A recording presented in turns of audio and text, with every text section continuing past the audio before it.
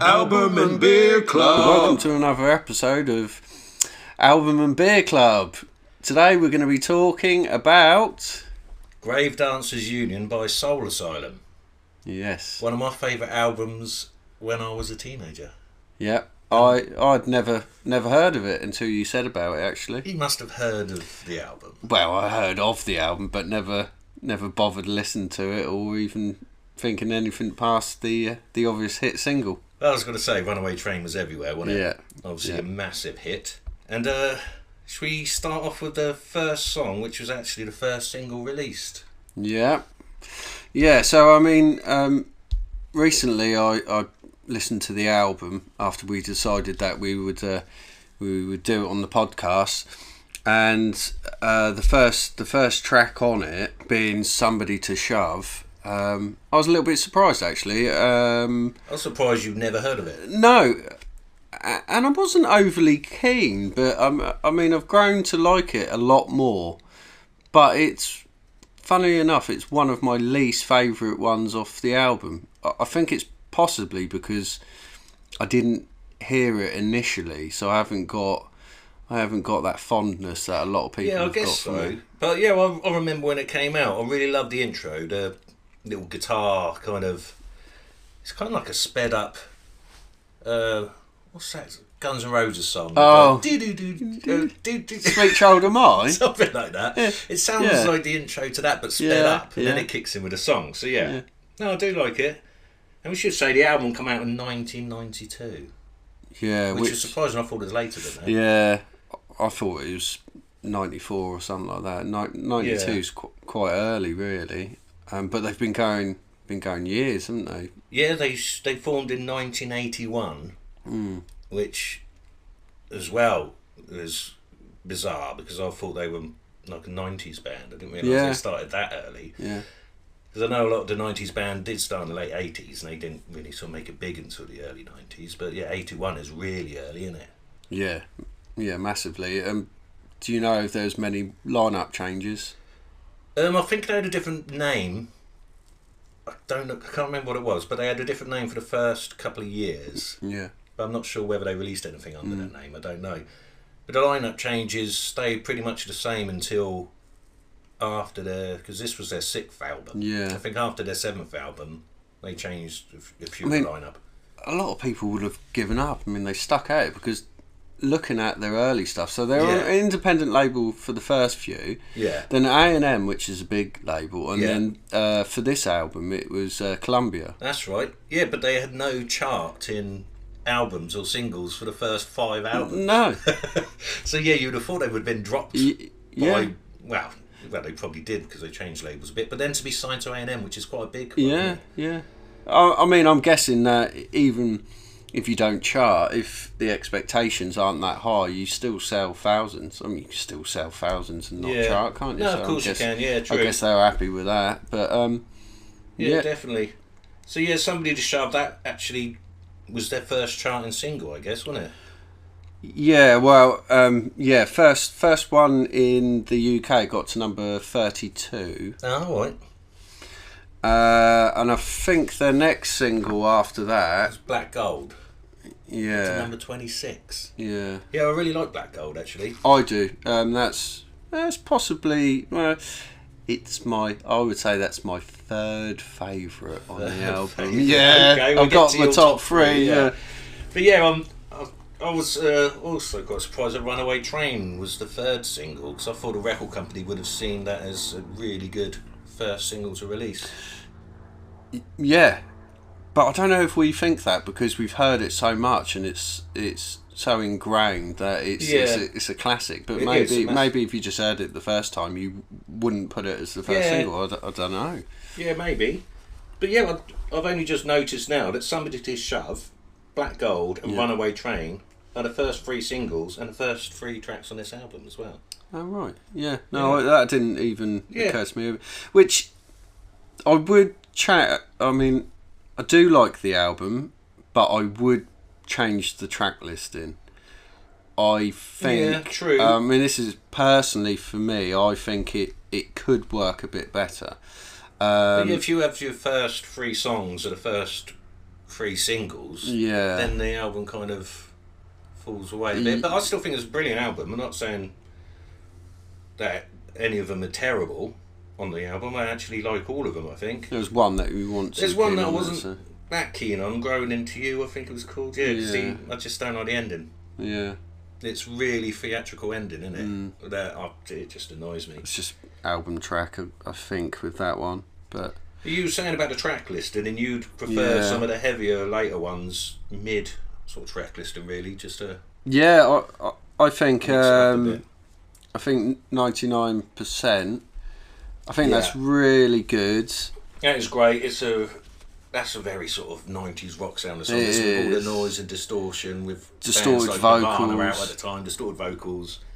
Yeah, for me, that's like last song on the first half of the record, you know, or midway if you're on CD. Well, yeah, but it's the 11th track on it, so it's the second to last song. Yeah, but it would have been good a bit earlier actually. Because a lot of it's quite acoustic, this album, isn't it? When you look at it. Yeah, definitely. It's got some nice acoustic sounds. I think almost like a mandolin sound on a couple of tracks. Yeah, well, New World's got that on there. Yeah, it's definitely got some nice sounds on it. But yeah, there's a few that are quite. We were saying earlier when we were talking about it that Keep It Up. Yeah. If it wasn't for Dave Pirner, who's the lead vocalist, if it wasn't for his vocal, it could even nearly be a Bon Jovi song. Yeah. Or in a teen movie. Like when the football teams just scored a try or something, Yeah. you know what I mean? And they're all celebrating. It's very sort of cheesy, but with his vocals, it gets away with it, I think. It's very American, sort of, like you said, like teen movie or It something. is, yeah. There's lots of sort of na-na-nas and stuff in it, isn't it? It's a bit cheesy, but I think his sort of slightly tongue-in-cheek lyrics and his vocal, because he's not the greatest singer, it works better than if he was a bit like Bon Jovi, like I said, it'd be so cheesy, wouldn't it? Yeah, if he had what you might class as a classic rock voice, then the band would be instantly forgettable, and I reckon you might dismiss most of this album because it wouldn't have that identity of his voice. Which, it gives it a little bit of an edge. Yeah, it really does. It really sort of gives it its own sound, and initially you think, oh, can I listen to a whole? I thought, can I listen to a whole album of this voice? But it's a bit like Dinosaur Jr. Yeah, but it's not as bad as Billy Corgan's voice. No, definitely not. Mind you, I love Smashing Pumpkins now, too, but at the time, sometimes I'm listening to it and I think, oh God, that's I really can appreciate that. Yeah. Yeah, I love some of the songs like Disarm and that, but sometimes it's his vocals. You're like, oh. Yeah, so maybe having a vocal that's slightly different. I think it really works for a band. Yeah. Definitely with the Smashing Pumpkins. You could say a lot about those sort of bands at the time. If they had a really good rock front vocalist, they wouldn't have been as successful, I don't think. It sound like Bush. God almighty, don't talk about Bush. Not again. Not that kind. Right, let's quickly move on. So fourth track on the album's Keep It Up, which we just spoke about.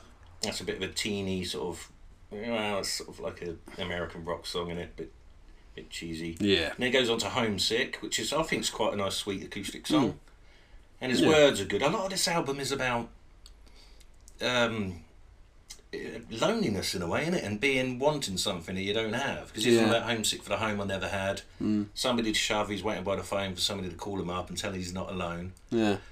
You know, it's a lot of the album.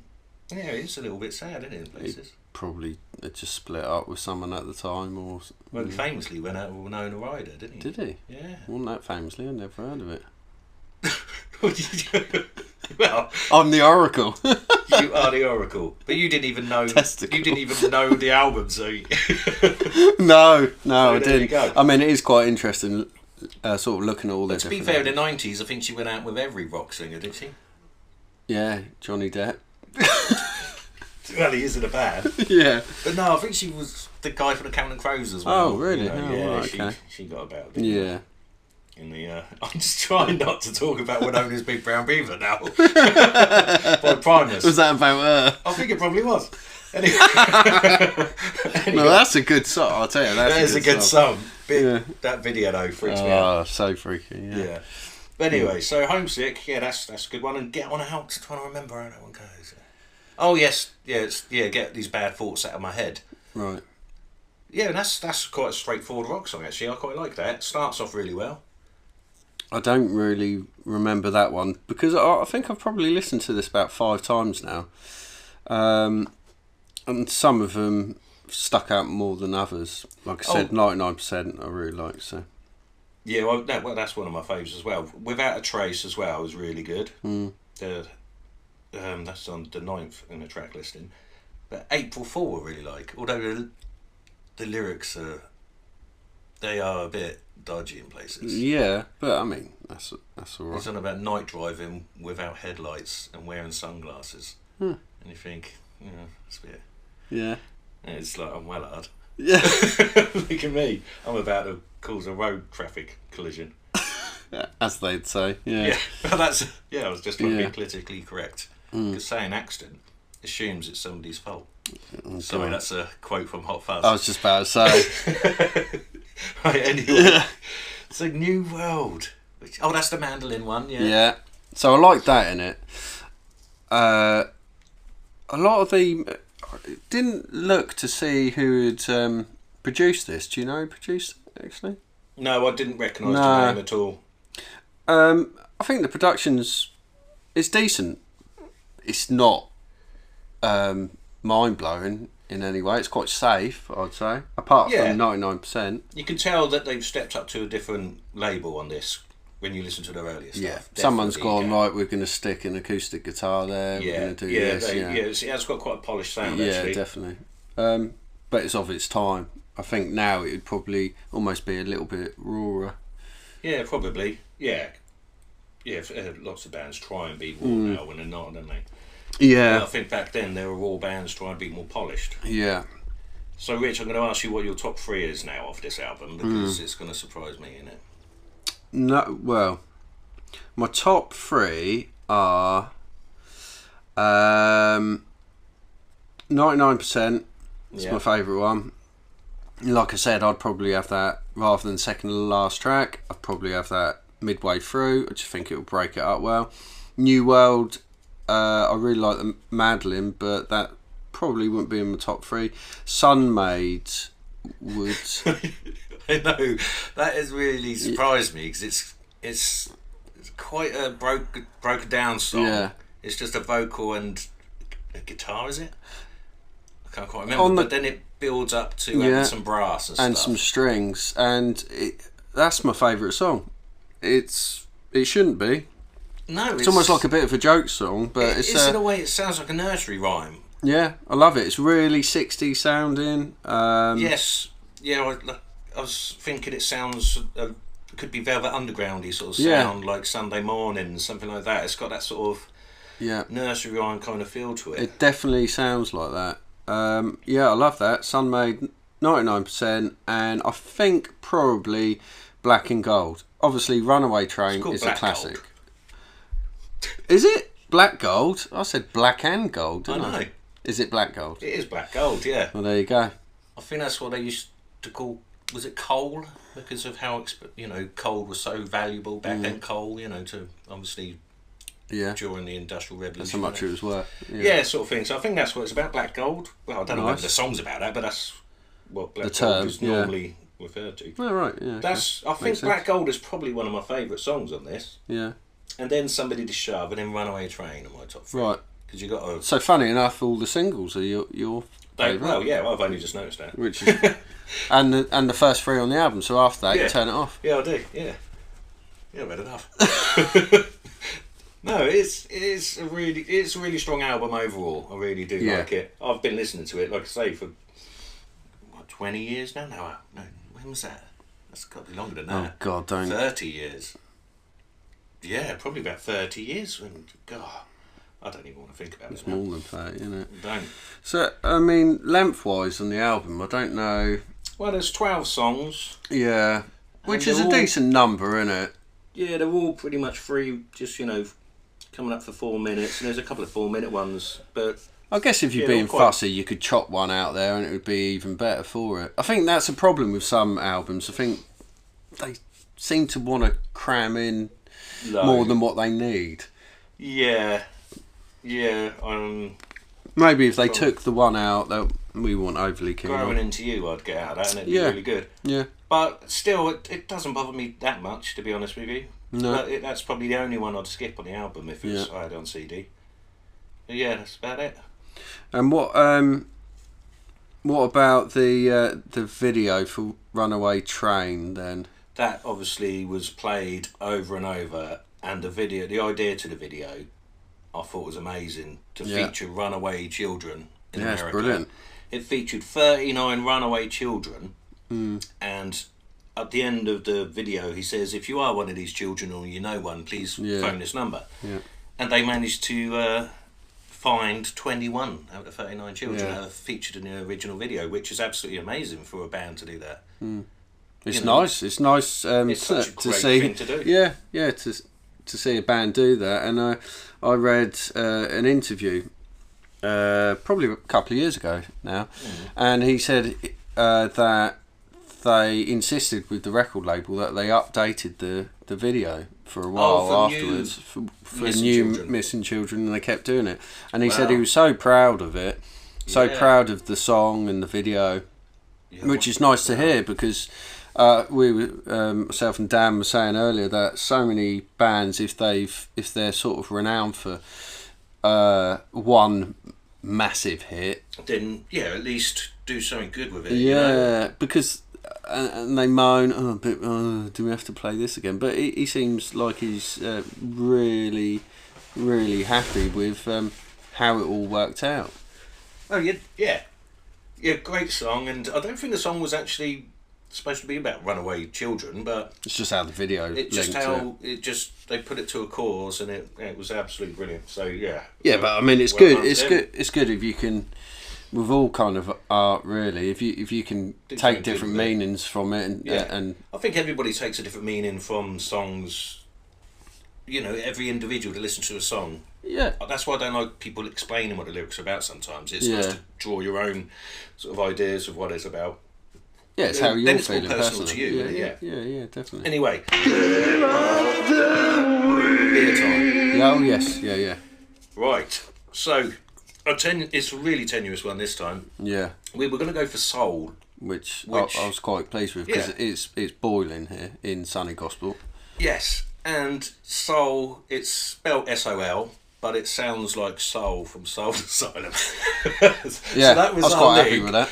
But we couldn't find any in the shops. No. Which is ridiculous, because our shops are shit. But what I did Google was the most drunk beer in Minnesota, where Soul Asylum are from. And it was Budweiser. Funny that. Yes. So we thought, we're not buying that crap. We're going to buy the Budweiser, Budvar, the original Czech lager, because it's 5% and lots nicer. Yeah. There we go. Lovely jubbly. And it is. It is. It's really nice. I mean, it's one of my favourite lagers we've had while doing this. Yeah. And it's not linked at all to the band. Well, not at all, except they like drinking it in Minnesota, so yeah.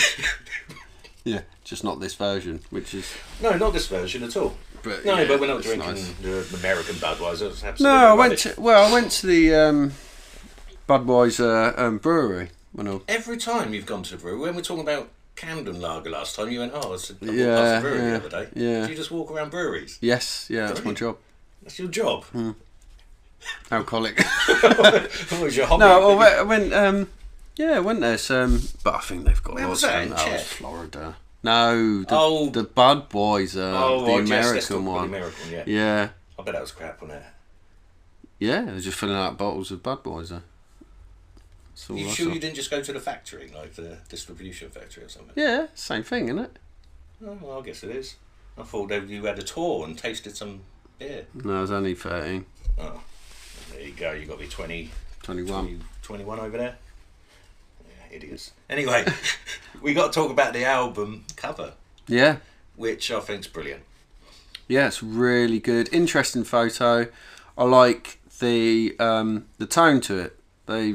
obviously taken the photo and changed the tone to make it almost look 1800s. Yeah, it's got this sort of weird sepia sort of. It's not quite sepia. It's like green sort of tint to it. The hue of it's like a green hue over it, and the dramatic image of like a mother walking to young naked children. It's from behind, obviously, so it's not like pornographic, explicit. But yeah, it's such a striking image, and I thought that's such a good album cover. And I afterwards, after Runaway Train, I thought that might be like a mother bringing the children home. But obviously, they couldn't have preempted, what would happen with the Runaway Train video and stuff like that. But yeah, what album's that? Because it's very similar to that, isn't it? Well, yeah, it reminds me a lot of House of the Holy by Led Zeppelin. Yes, yeah, there's sort of weird hue to it, and there's sort of cherub-like children on the front. And I'm wondering if they were influenced by it. To be honest, I'd be surprised if they weren't. Looking at the Led Zeppelin cover now, it's very really much does like it. Yeah, with blonde hair like that. Yeah. I've never noticed that before, but yeah, you're right. And their album after this, Let Your Dim Light Shine. Yeah, come in '94. That's the same hue. Same sort of cover, which is great because it ties it in. It does. And I like that. I like them. I have to listen to them both after each other to see whether they kind of maybe they're about the same sort of subject matters and we'll have to have a little look. Yeah, but yeah, it's a great cover. Right, so that was another episode of Album and Beer Club. Yeah. Like and subscribe, and I hope you've enjoyed Soul Asylum's Grave Dancers Union. Yeah. See ya. Bye. Album and Beer Club.